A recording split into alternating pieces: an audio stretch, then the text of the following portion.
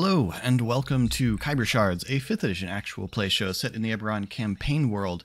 It is Friday, and so we have a Khyber Shards Answers, and this week I'm going to go solo, and I want to talk about the big 2-episode-long fight that we just had in the campaign. The reason for that is I'm not super satisfied with the way that it went. Now, narratively, I think it went fine. It introduced some interesting things. I think it concluded on a pretty good narrative beat. I believe the players had fun, and so in that sense, it was absolutely a success.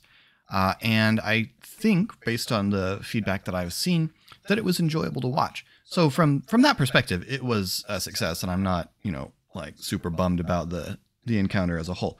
But from a perspective of how I ran it on a tactical and managing the monsters level, I'm not really very satisfied. So I wanted to talk a little about what I think didn't go quite right in the sense of managing a complicated encounter, what I did to try and manage it, and what I could do a little bit better. So this is a complicated fight because you have a bunch of bad guys, and none of them are just minions. Like a lot of times in a multi-enemy encounter, you've got one or two dangerous foes, and then a bunch of enemies that are just, rinse and repeat stat blocks. An orc warlord and a caster of some kind, and then just a bunch of warriors who are just there to attack the PCs. But on this one, I had several NPCs that weren't meant by me to participate much in the combat of the encounter, and then 3 NPCs that were intended to take part in the combat, but who each needed to be distinct and interesting. So what I did is I found stat blocks that I liked from a variety of places. Some of them regular monster manual sources, others third-party sources that I found, and then adapted each of them to fit the character and reinterpreted some of their abilities to make use of dragon marks or other specialized things that Kulsir had empowered them with. And then I did something I don't usually do, and it worked sort of. I sat down and I wrote out what each of them would do for the first 2 turns of the encounter. The encounter wasn't actually very many turns. I didn't expect it to be very many turns. Most D&D combats aren't. And so planning out a lot of turns is just silly. But 2 or 3 turns, sometimes you can get away with, and 2 turns is pretty safe. Especially because I intended the first turn for some of them to be preparatory, to be them doing things to change the battlefield in a way that would benefit them in the rest of the encounter. So the plan for the first couple of rounds went like this. Hallis was already going to be hasted, and then he was going to race up and use his extra haste action to attack the party. So that's what happened. Hallis casts haste, races up, and whoever's in front, in this case it was Esri, he uses the extra action to attack. His second round was going to display that his supposed to be a mobile character, and so he was supposed to teleport and then use his sword's ability to cast Burning Hands. And I can't remember if I actually did that round, or if the players weren't laid out in a way that benefited that. I might have just attacked that round and saved Burning Hands for his third turn. Tommel was going to cast Shadow of Moil on himself and then advance up to the party. I wanted Tommel's approach to be slightly slower, partly because I didn't actually intend the encounter to all take place clustered right there in the entryway. I prefer mobile encounters, so I was hoping I could draw one of the heroes into attacking and coming out a little bit to fight Tommel. That didn't end up happening. And then Tommel's second turn, he was going to attack and try to take one of the heroes out of the combat entirely. This brings me to one of our questions from Emily. What spell did Tommel use to yeet Ari into the ethereal plane? This was a slight reinterpretation of the Banishing Smite spell. And so that's what that was. I maintained the concentration requirement and everything like that, but that's what that spell was. that was intended to be a cool narrative beat. I didn't know who it would be. It happened to be Ari that was closest there, and as an armored character, Ari is a good one to take out.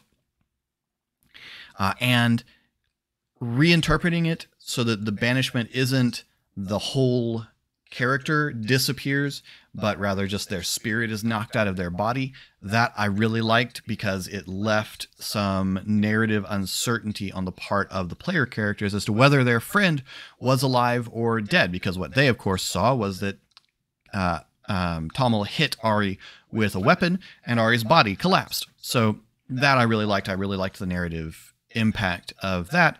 And it was fun doing it to Eric because I knew, and I feel pretty good about all of my players in this sense, but I knew I would be able to count on Eric to not just sit idly by in the ethereal plane. He was role playing, he was getting into it all along, and he wasn't, I think, overly bored by being trapped there. That's always one of the things I don't like about things like banishment or even confusion or hold person or the stun effect, is they end up just leaving you kind of just hanging out, and I don't like taking players out of the combat if I can avoid it. But Eric remained engaged, and that was good. And I did my best to not just pass his turn, to make it so that I could get Ari to stay engaged in the encounter. Part of that, again, by letting Ari see what was going on rather than just leaving him in a blank white space. I really like this, and I might honestly just adapt this as my standard interpretation of what banishment actually does to a character, because I liked this a lot better than what you usually get with banishment. Tyrus was to use one spell. He was going to use Confusion to try and, well, throw one of the heroes off. Decided to target it at Shade. Pog would probably have been a more tactical choice because he's not got a very good wisdom saving throw, but, I targeted at Shade, and that's what it is. And then he was going to go up the walls, go in, and just be a bruiser. He was just there to attack the party as often as possible, and be a brute in the fight.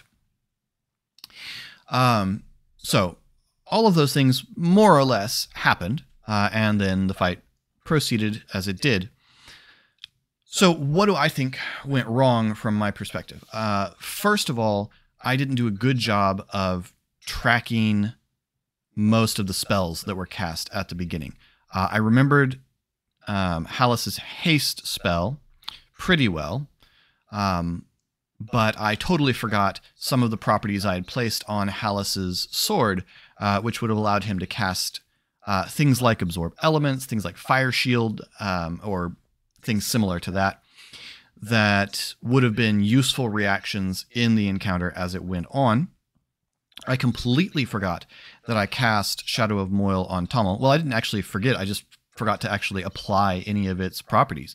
Everyone attacking Tommel should have had disadvantage, and every time someone hit Tommel, they should have taken necrotic damage from that spell. So I turned this really potent effect on Tommel, and then totally forgot that it was there, and so it never actually applied to anyone. That creates a problem in the way that the encounter played out. And lastly, lots of other things happen. I mean, Ari bringing in another potential player. Well, Ari calling out to someone and me deciding to answer that introduced a new element that my brain had to keep track of, and I'm not sorry that I did that. I liked that a lot, but it added to the things that I was being forgetful of. And I'll be honest, I don't like the suggestion spell. I think it's really vaguely worded, and it allows a relatively low-level spell to be absurdly powerful. And so Ari's use of the suggestion spell on Tommel kind of left me the options of either nitpicking Eric, which I don't like to do, because strictly speaking, Eric suggested a course of action, but he suggested really a bunch of different courses of actions. We need to stop. We need to talk this through. Like, there's a bunch of different things that Ari is suggesting there. Or just let it play out, which is what I did, which is, I think, the right thing to default to as a GM. If you're uncertain about a call, let it play out the way the rules say. But even then, I forgot that as an elf, Tommel should have had advantage on that saving throw. And he had a good wisdom saving throw. He just got a bad roll, so advantage probably would have made a big difference there. So again, I forgot that, and that completely adjusted the end of it. So all that to say, I forgot a lot of things that I needed to remember for this encounter to play out the way that I wanted it to.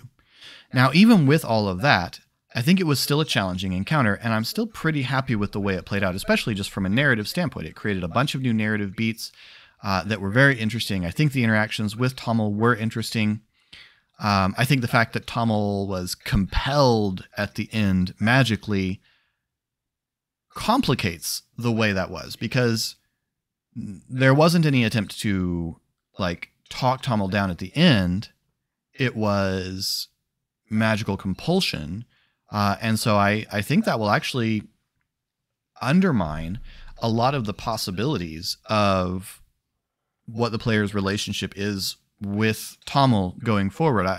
I intentionally left Tommel ambivalent. Tommel is obviously willing to do incredibly villainous things. Like, he just really is. But he also doesn't want to see the PCs die if that can be avoided while still doing Kulsir's bidding. Well, previously Miran's, now Kulsir's. So it puts him in a very strange and ambivalent moral perspective. The player characters have all pretty much decided he's a bad guy, and I wanted to introduce some doubt into that by having him try to prevent Kulsir from just killing them, and from trying to talk them into fleeing the whole time. I wanted to make it clear that Tommel isn't actually looking to see them dead. And I'll be interested to see how it plays out with the player characters, whether the fact that Tommel backed down at the end, but only because he was magically compelled to, changes the way that plays out in the minds of the player characters as they continue to have opinions about Tommel. So that will be interesting. It was interesting in the watch party to see the fan reactions to Tommel, and so I will be interested to see that proceed as well. So a lot of things that I forgot to do. So what could I have done better?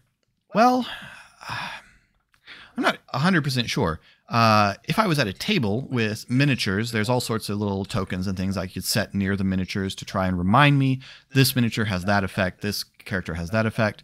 A lot of virtual tabletops will let you place markers on characters, but a lot of the three-dimensional ones, 3D tabletops don't, and so Harpy doesn't really have a way to like stick a token onto a character token in order to remind you of a effect that they're under. So I couldn't just add a little icon to Tommel's token to remind me about Shadows of Moyle. So within the realm of running the game virtually, I need to find ways to remind myself of effects like that. And I mean, I don't know if that's just like sticking Post-it notes on the edge of my computer monitor or something else, but I need to do a better job of that in order to keep myself from forgetting stuff like that again. Not because I think the fight turned out too easy, but because I think those things would have made the fight more interesting and more dynamic.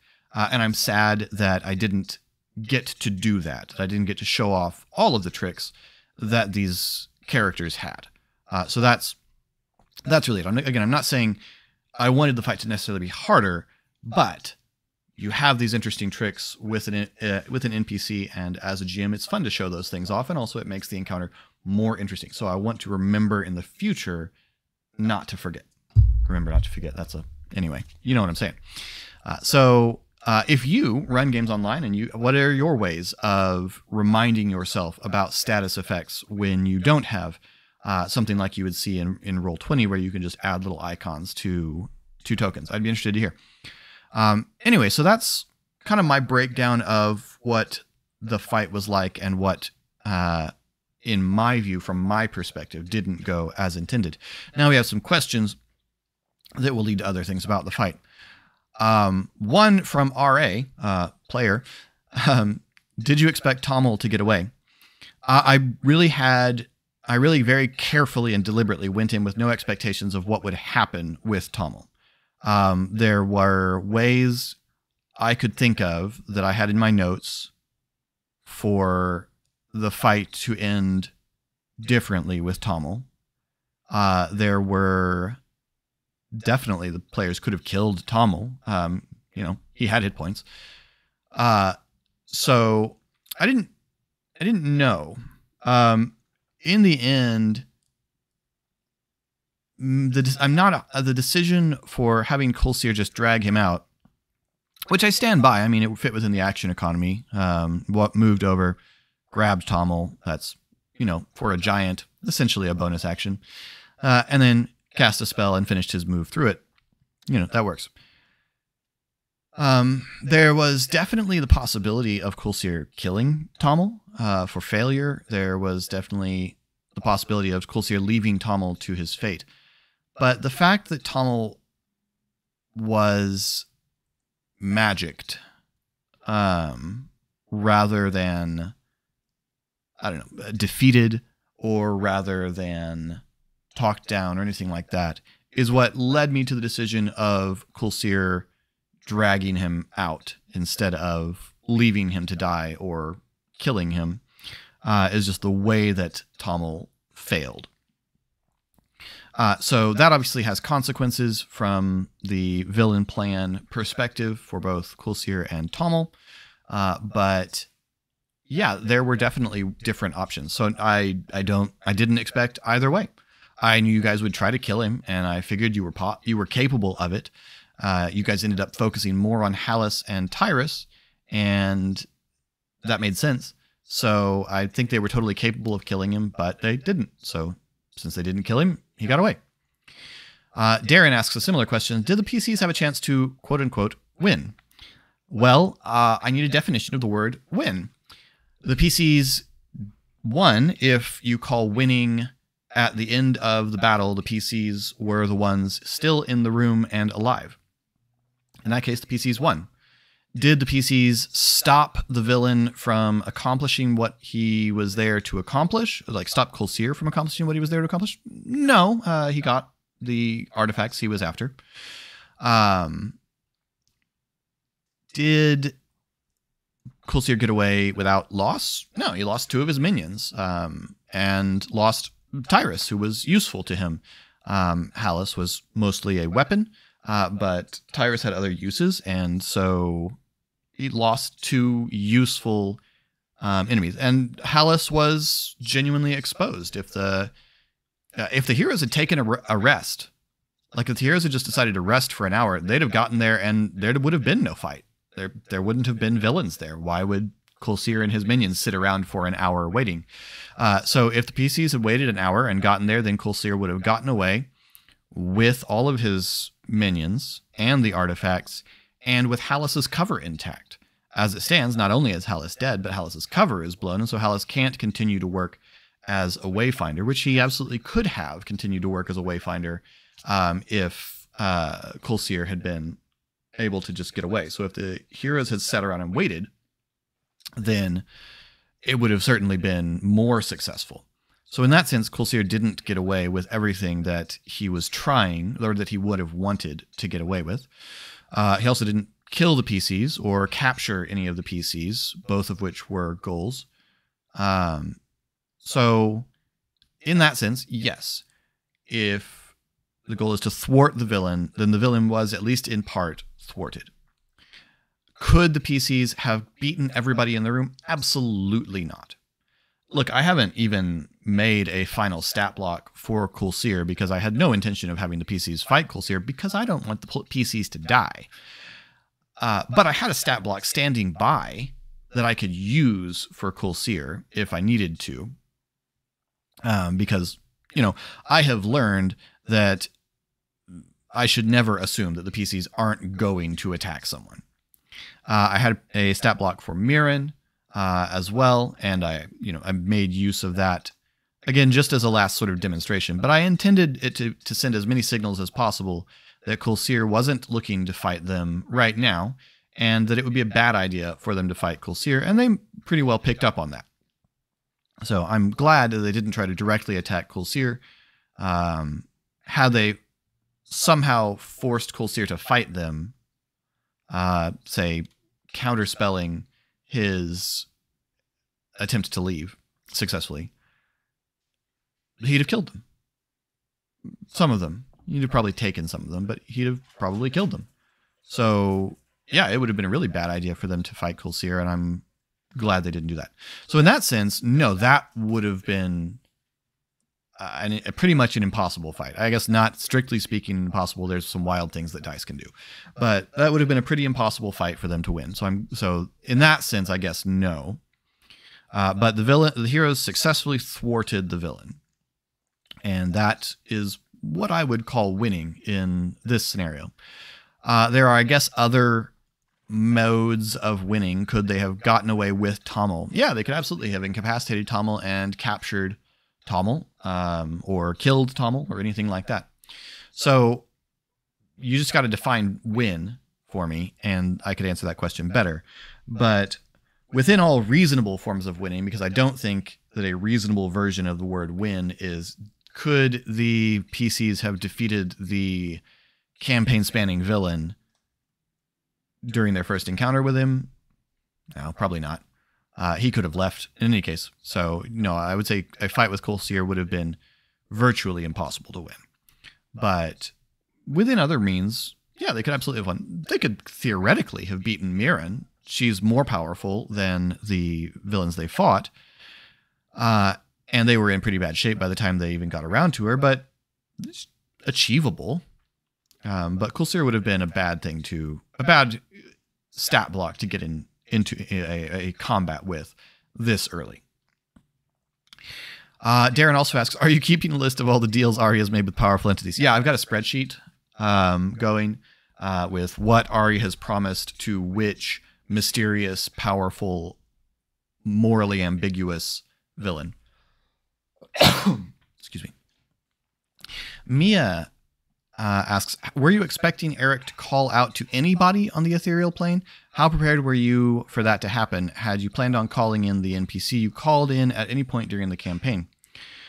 No, it really didn't occur to me that Eric would do that. Calling in on the Forgotten Prince is not a weird thing to have done, but the Forgotten Prince is very specifically in the Feywild. Not to say he couldn't answer on the ethereal plane, but I don't want the Forgotten Prince to come across as constantly interested in Ari. I've given him the sort of fickle and forgetful nature, and I wanted to leave that as a truth of the Forgotten Prince.